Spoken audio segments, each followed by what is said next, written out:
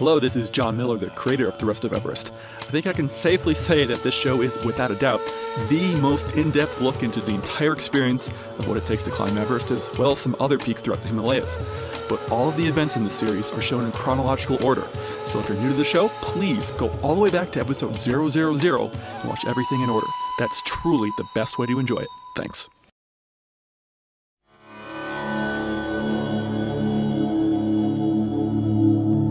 This is the Rest of Everest video podcast, an almost unabridged expedition experience. Episode 130, A True Living Legend. Hello again, everyone. Welcome back to the Rest of Everest. I'm Jon Miller. Very, very happy to have a couple of the German participants joining us this week. So very happy to say hello to Chris and Monica, calling in from, Hi. Germany, of course. I'm so glad to have you guys on. And then we have we have another German participant, Jon Farah. How are you, Jon? Fine. All right. And then we have another person from the east coast of the U.S. that we've been missing for a few weeks, Kyle Anderson. How are you doing, Kyle? Hey, pretty good. Hi. And then we're going to have basically the standard players. You know them, you love them. It's Jeff Coe, John Coleman, Steve Wolf, Andy, unfortunately missing again this week, and then Steve Beatty from Canada. So how are all of you guys doing? Doing great. Doing well, thanks. This week on the show, we actually do make it up to Labuche.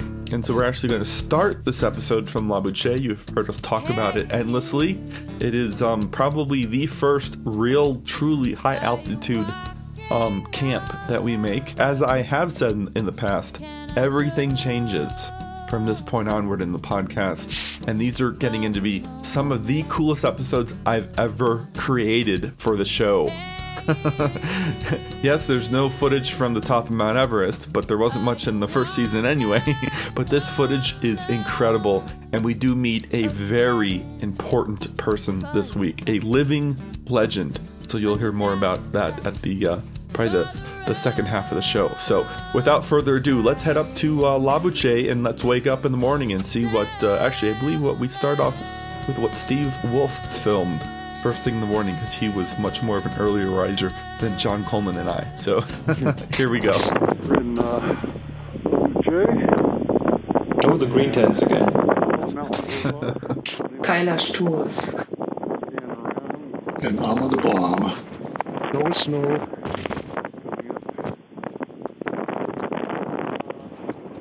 Steve Wolf always amazed me by his knowledge of what peaks most of them were. Most of the time he knew what peak they were.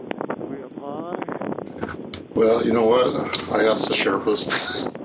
Well, hey, you know, I didn't ask the Sherpas. What's that, Noopsie, probably?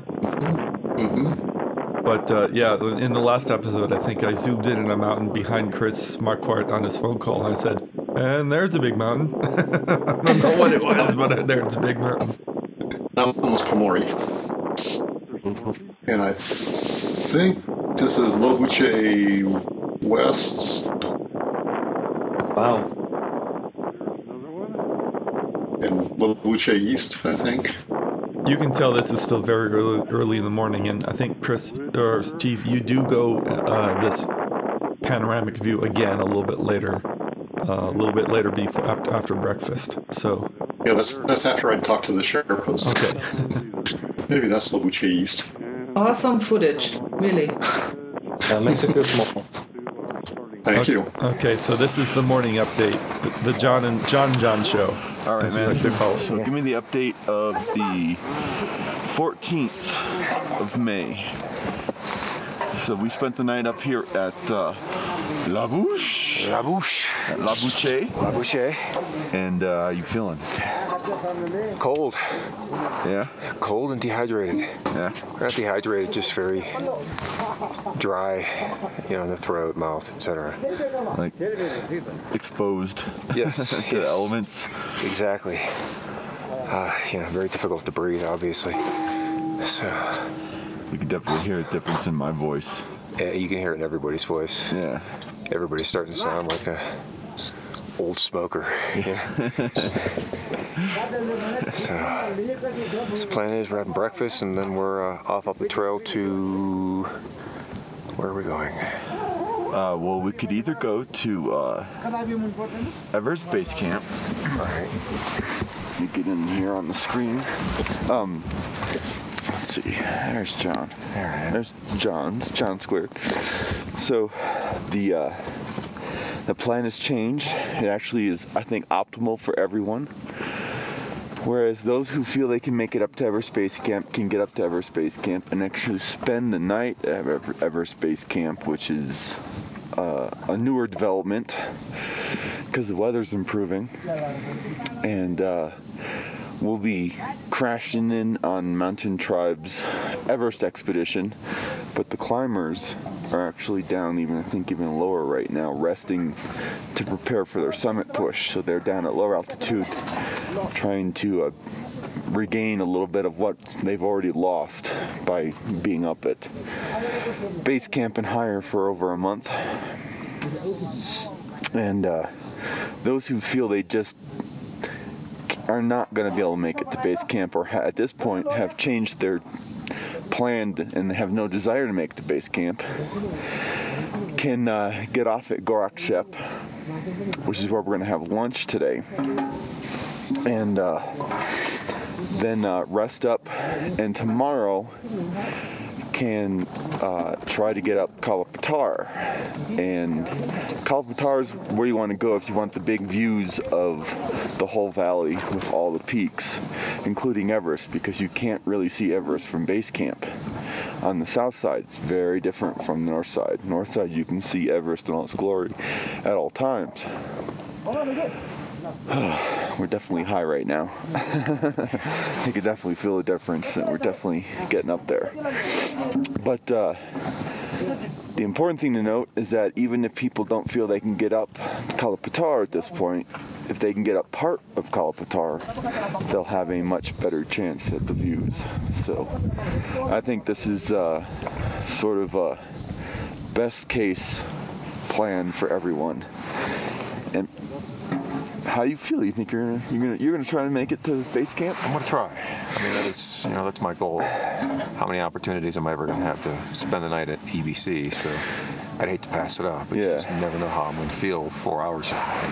You'll only have at least 2 or 3 opportunities. I'd say 1, but hey, I keep coming back for more punishment and glory. But I think I was just telling John that the way that I feel right now, quite honestly, I feel really good. But if I didn't have the potential to hang out with my friend Dawa, who is the base camp cook there, I don't know if I'd even try at this point. Partly because it's something that I've already experienced, but also because it is starting to suck up here. Yeah. I'm not going to say it's just, because I've done it before, and I don't need to do it again. No, that's not really what it is. It's because it's getting harder and harder, and colder, and pretty much a complete lack of creature comforts at this point. Yeah. However, we did have a sit down toilet. That's what I've heard, yeah. You haven't used it yet? I haven't used it. Oh, man. That was haven't awesome. Had a reason to, so. That was awesome. I wish I had a magazine last night. But, yeah, I'm getting worn out. And don't really have much of a headache, except for a little bit from last night, because I didn't drink at all last night. I think I actually fell asleep pretty well. So I was out cold last night, but I really should have woken up a few times just to take some water. So my lips sort of feel like they're cracking, which is definitely part of it up here, but I don't like it.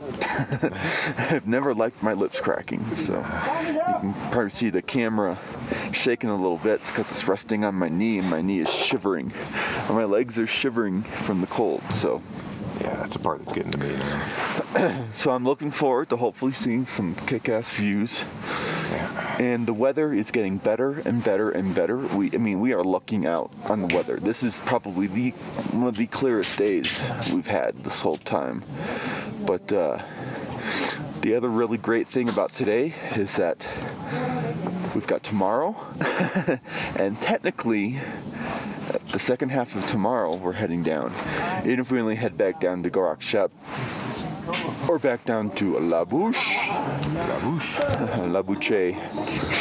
And we keep saying Labuche because It's much more fun to say we're making Labuche. fun of Jeff Coe, who chronically mispronounces the names out here. He pronounces them as if he was French Canadian. Yes, he does. Instead Love of you, from Bay Area, California. I don't know if that's a shot at French Canadians. Yeah, after that we head down. It will still be, it'll be rough going downhill because our knees are get pretty tired and everything. But we'll be going down, and I'm still looking forward to the whole team being down in Kathmandu at about 1,000 meters.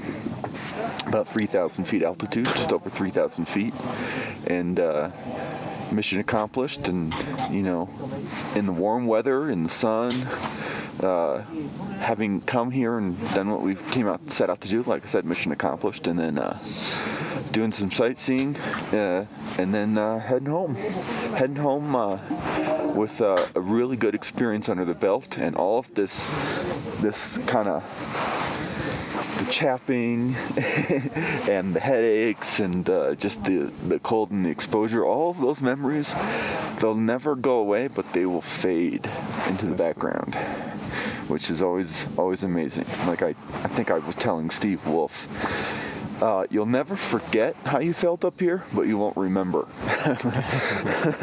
And it makes sense to me, at least. So I think we're gonna finish packing up, and it's early right now. It's not even 6 a.m. because we gotta get a move on. Because we got a long day today to get up to base camp. It's gonna be a long day. So I'll see you somewhere along the trail, and hopefully see you with us. I hope so. At least with me. Hopefully there'll be more than just a few people going. Hopefully a good number. So we'll see you in a little bit. That was what John and I always kind of affectionately called the Jon Morning Show. we do them a little bit more frequently. I thought we did them every single day, but it turns out we didn't. So, I'm not exactly sure how high Labuche is. Does anyone know? It's high in meters. Yeah. It's also high in feet. Yeah, you guys are okay. Yeah, thanks. That's my sense of humor coming back to bite me in the butt. Must be close to 16,000 feet. Yeah, so, and it was cold. You talked about us saying how cold it is, and here's one of our staff members washing dishes, just barehanded in water. It is just amazing. This is just how it's done, and it's just always... I'm filming it because I'm always fascinated by watching it. It's just these guys, they work so hard. Yeah, and it's an awesome level of cleanliness there. They're really taking care of everything, making sure everything's really super clean. Wash them twice, and really a good job. And there's so many details that go into getting us, just to a level of kind of normalcy. It's all done in the background. We don't have anything to do with it. We rarely even seen it. Like right in here, I'd never seen one of these stoves get filled up. Oh, the kerosene burners, yeah. And you can tell he'd never been filmed filling one up. What's this guy doing there? It's like a deer in the headlights. So 4,740 meters, 1,552 feet. 15,000 feet. 15,000, right? 15,051 feet or so.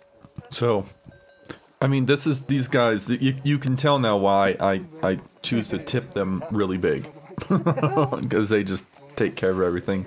This is a nice little meeting of some of the guys. There's Pasang Dawa. He's my porter. I'm not sure who that is. Does anyone know who that is in the blue there? No. That's Pemba. Pemba Nuri Sherpa. That's my man, Pemba. The small camera Sherpa. Yeah. But these guys are just, they became family. Even though we don't know all of their names, it didn't matter. That's my duffel. That's your duffel. Yes, it is. And our row of tents is completely down. Yeah, you can already see all the tents are gone already. See little snow shadows where the tents were pitched. And we did, as I think I mentioned earlier, we did start early this morning. This was a long day. It certainly was. It was long for the yaks too. Hey, those are the yak bells that I'm gonna be getting you guys. See, I think need to get a yak bell for Steve Wolf, for John Coleman, and then if possible a yak for Steve Beattie. Yep, that'd be great. Yeah, for the backyard? Yeah. Tired of mowing, huh? I am. Yeah. How many kilos maximum? Spring. This time, 60, 55. 55 maximum Yeah. per animal. Any level is any times 16. Fixed rate. Yeah. Watch this head movement here. Oh. See that little tilt there? Mm-hmm. Totally Nepali. Totally Tibetan. It is just like part of the culture. I love seeing it because it just reminds me of being in that area. We don't do that here in the US, but these guys, when they talk, they do that kind of head wobble all the time. It's so cool. I want to do it here, but people think I'm crazy. I'm doing it right now. You're crazy.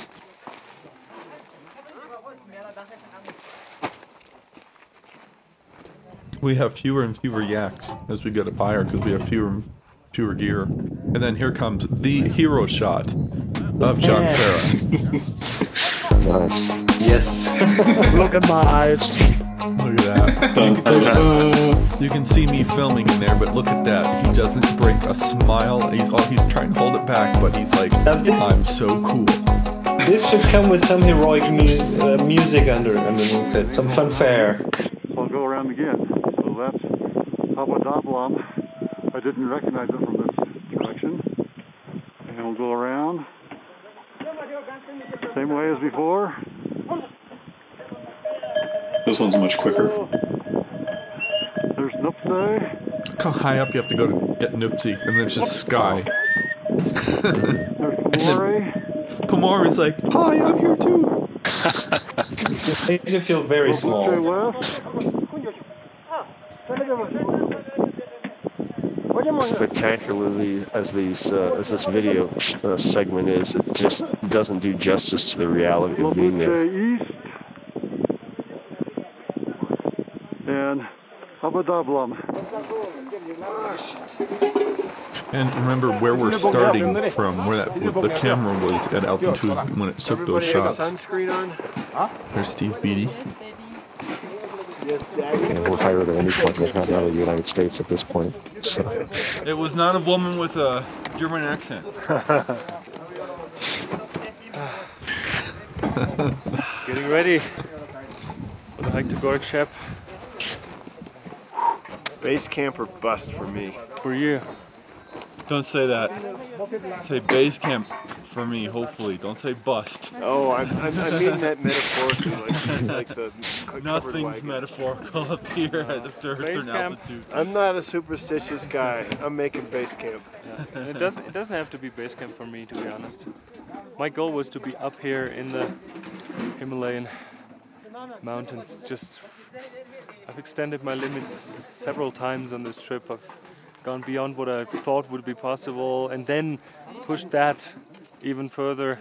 So just being here at this altitude that's plenty. It's totally fine with me. Base camp, okay, nice bonus, but yesterday was a really tough day for me. I really had a hard time coming up here. Actually, one of the Sherpas took my backpack away from me. I wasn't even asked, it's like, give him your backpack. And that was actually my lifesaver yesterday. So today I slept well last night, and Gorkshep is a good goal, but Everest Base Camp doesn't have to be base camp for me. But yesterday you still were able to do that live interview on German radio. I was doing that, yes, but I was quite shattered when I did that. And base camp on the south side isn't really that beautiful anyway. That's what I heard. I think you told me that. Base camp on the south side. None of it's isn't pretty. as beautiful as on the north side. Yeah, it's overrated. So, it's okay. I don't feel like I'm missing out. You get a much better view of Everest than we did. Exactly. And we were higher up. You And were we were higher up there. You were indeed. Yeah, if you want to see Everest from base camp, go to the north side. Don't go to the south side, because if you're only going to go to base camp, you're not going to see Everest from base camp. I'm doing a video. That's Changse out there in the background. Kind of hidden a little bit by Nupse. Changse is in Tibet. So this is our first good view of Tibet. Pretty cool. That's Panoramic between those two companies. So this is a very, very cool interview I was happy to do. Just real quick. Oh, yeah. And I'll take it from you in a second. And Karma ended up doing the filming for me. You can look through it. Yeah. Which saved the interview. Just real quick, you come a little bit closer. This was just a nice surprise. This is Apa Sherpa. He's very famous. He is known for, he's been on top of Everest so many times, it's hard to believe. 18 times. But I hope this time is going to be 19. So yeah, so 19. This season will probably be 19th, hopefully. Yes, I hope. And he was successful. Good luck. Yes, he was successful. 19 times, and you know, we're just hiking up to base camp right now. And one of the things that's been going through, I think, everyone's head right now on our group is how much work it takes just to get it to the base camp on Everest. It's very hard. So how do you, obviously you enjoy climbing. He gave me answers I was not expecting. The upper part of the mountain is like, it's when you're climbing, is that some of your favorite times? When are you only happy when you're up high? You've been up so many times. Well, Everest is never easy, Never easy. It's very risky, but why I climbed that many times? Because until the last 2-3 years, I need to support for my family, give the education for my kids. How many children do you have? I have 3. He's got 3 children. 3 children, 2 boys and 1 girl. So now they are in the United States. They went to school, so I'm very proud now. But now I like to help for our people here. So maybe in Nepal. So do you live in the United States when you're not climbing? Yes, because my kids are my families are in the United States, in Salt Lake City. So okay, Utah. Okay, Utah, I read about that. Yeah, yes. yeah. You live in Utah. Yes. And everything. But I mean, Thinking outside not magazine. forever, but when they finish my kids' education, then I'm coming back to retire in here in my home. Of course. So yeah, so now that your family is in the United States and you know they're getting a really good education. Yes. So now right now your focus is shifting to trying to help out other Sherpa people. Sherpa people, in 2007 we just climbed only the Sherpas, not the Westerners. Yeah, the Super Sherpa team. Yeah. So why we climb only Sherpas, and we want to raise the money and for the education in here in our Khumbu region, because we have a very poor education here. And also since last year, I'm joined with the Eco Everest expedition. Nice. So this is very important, about the global warming, especially effect on the Himalayas. So since last year, I joined the Eco Everest and helping to clean up all the garbage down. A lot of garbage, yeah. A lot of garbage, and also when you get to base camp, how many garbage you got up there? So you can see tomorrow, because especially this year was so dry. No snow this winter. So it's more garbage this time than compared to the other. Because it's all the snow is melted, so you can see all the garbage this year more than the other years. Sometimes when the snow comes in, the cover by snow. Sometimes we don't see that much the garbage. But this year is unusual, so dry. So it's too many garbage this year. So so you can see tomorrow how many garbage you collected. But it's still a lot of garbage on the mountain. So yeah, so we're not just talking about at base camp. You're talking all the way up. All the way up To the height. Yeah, all the way up. Yeah. And we need the support for all over the country to clean up from the mountains. Yeah. So because a lot of garbage over there. So you need more help than than the money that's provided by the climbing permit. You need a lot more help. A lot more help for bring the garbage. It's a lot of garbage. We can see a lot of garbage in Camp 2 and Camp 4. Yeah. So we need to help those bring down the garbage. And also, since last year, we started, all the team, they used to bring the human waste only from the base camp, not high on the mountains. Okay, so people would use the toilet up high, and they would always just stay there. Yeah, but we started since last year. So a friend of mine, Dowie Stephen, he is the director of the Eastern Asian Trekking. So he went to United States, talk with the American Alpine Club. Okay, yeah. And they provide the bag, the 2 different bags, they bring the human waste down from the mountains. So we started since last year. It works nice, bring the human waste down. Yeah, and Asian trekking is very famous in the United States. A lot of people know about Asian trekking, so that's good because they have a lot of people know their names, so they listen. Hopefully. Yes. Yeah. So, but it's been so many years. So many years. It's going to take many years to get all of that down. So we need to help. So what is your hope? Let's say 10 years from now. What do you hope to see when you are climbing your? So if we keep cleaning every year, then we hope the less garbage on the money in the future. And also way we started this clean out the garbage. Also brought the human waste down. So I hope all the young generation they follow in the future too. This is very important. It's very important. Yeah. Absolutely. Yeah. So we need to help all over the country. There's a lot of garbage over there. So. Yeah, it's something that's becoming. I hope that more and more people in the world are becoming aware of it, because so many people think these mountains are so big, and that these mountains are, well, when you're climbing, the mountains are always in control, but the climbers have such a huge impact on these mountains from an ecological standpoint, and these mountains never really, and the ecosystem around the mountains never evolved with this many people here, and so the amount of human traffic coming up to the mountains is so much more than this environment can deal with. So it's really important to be very respectful of just how much this environment can really maintain, which is almost nothing. So you really need to, whatever you bring in, bring out, and that it's nice to see the culture is changing, the climbing culture is changing, and that's becoming very, very important to a lot of the teams, if not most of the teams. Yeah. It's a lot of teams. Yes. Well, thanks so much for talking with me. Yeah, good to see you. I really appreciate it, and good luck. And I'm only in Colorado, yes, so you're my neighbor. Yes, yeah.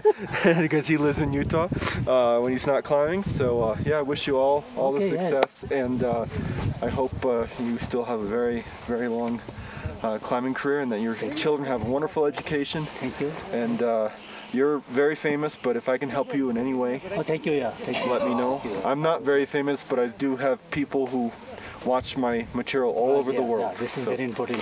Yeah, so if I can ever help out, just send me an email. Okay, that's good. All right. Yeah. Thank you very much. Good to see you. Nice to see you. And have a nice trip, all your Thank team. you. Okay. Okay. Thanks a lot for that. I really appreciate it. Yeah. There's the footage and the publicity for this. Here's our group. They're all watching. Okay.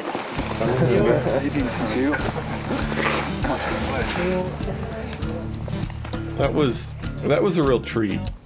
And Karma set that up for me because Karma was like, John, it's Apa Sherpa, and everything. And I was like, you're kidding me, really? He's like, yeah, he's happy to talk with you. I was like, oh my goodness. And what it is everyone, these guys are all from the same villages, you know, so they all grew up together. So Karma's like, Apa, how's it going, man?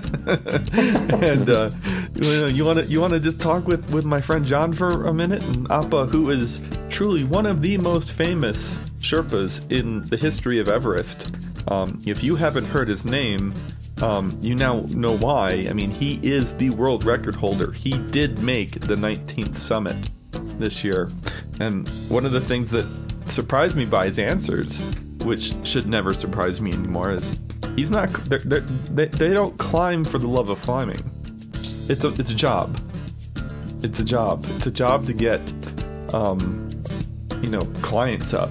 And he's only been climbing. He's only made the summit of Everest that many times to generate money for his kids' education, which is so admirable. I just, it is so dangerous and everything up there, but he's been able to do a really good job. His kids have been getting a very good education. They live in Salt Lake City, and it's one of these things where you think, oh yeah, they just love to climb, and many of them probably do like it, but they wouldn't. Everest would not be climbed by the local people if it weren't that there's money to be made. None of these mountains were really climbed by the locals, just so you know that. It's hard for us to kind of wrap our heads around it, but these are deities, so many of these mountains, and so they have felt no reason to climb them. But with the climbing industry that's come in over the last 50 it's been 57 years just since the first summit, but it was in the climbing industry existed well before that as attempts were made from different countries. It became a business, and so they climb for business. And I currently still have the last frame of this episode frozen on my screen, and I can see Tendi in his pink hat. Your princess hat. And so that's another thing. He basically buried his brother, threw the ashes into the river just a day or two ago at this point, and he's already back with us. And as I told you guys in the commentary, all of you out listening and watching, it was as if it had never happened. And that is just truly a difference in the culture out there. And there's so many differences between the culture, but these guys are so nice. But to think that they really only climb Everest for the business aspect of it, and that Tendi is back on the trek to keep making money and everything after his brother was passed away up high on the mountain. None of it's cruel. None of it's being inconsiderate of family members or anything. It's all for their family members, and that's something that I don't think gets said enough. They do it for the love of their families. So that big boulder that we were actually doing the interview in front of is a huge landmark that we will see on the way down, and it actually, going up, it is the landmark, meaning you have one heck of a climb over the next hour ahead of you, because basically the trail goes straight up for a little bit, then levels out. And all of that we will see next week. So, hey guys, thanks so much for joining me. Sure. Thank you. Thank you. Thanks, John. Thanks, John. I think next week there might be a little more opportunity for commentary, and next week's exciting because we have an impromptu photo workshop involving reflectors, which means we were definitely acclimatizing and feeling a little bit better because we had a lot of fun. So we'll see all of that next week, and I hope to see all of you guys next week on Skype. So thanks so much, and we will just see you next week. So bye, guys. Bye. Bye. Bye. The Rest of Everest is downloaded all over the world every day, and watching the show has become a part of many people's weekly routine. The show will always be free to download, but it's by no means free to produce. please help me cover my costs by making a small monthly or one-time donation from the right sidebar on my website, and in return I'll give you some cool bonus materials. A donation of any amount will grant you access to some interesting video content, including high-definition versions of several podcast episodes. A one-time donation of $25 or more, or any of the monthly donation options, will additionally grant you access to a downloadable version of the film Everest the Other Side, which episodes 1 to 61 are based on. I really cannot express how vital these donations are, and if you've made a donation, thank you so much. As always, our announcer is Marlon May, and our music is provided by Wendy Wu. Check her out at wendywoo.com. Thanks so much, everyone, and we'll see you next week. Thank you for watching The Rest of Everest. For more information on the expedition, please visit therestofeverest.com.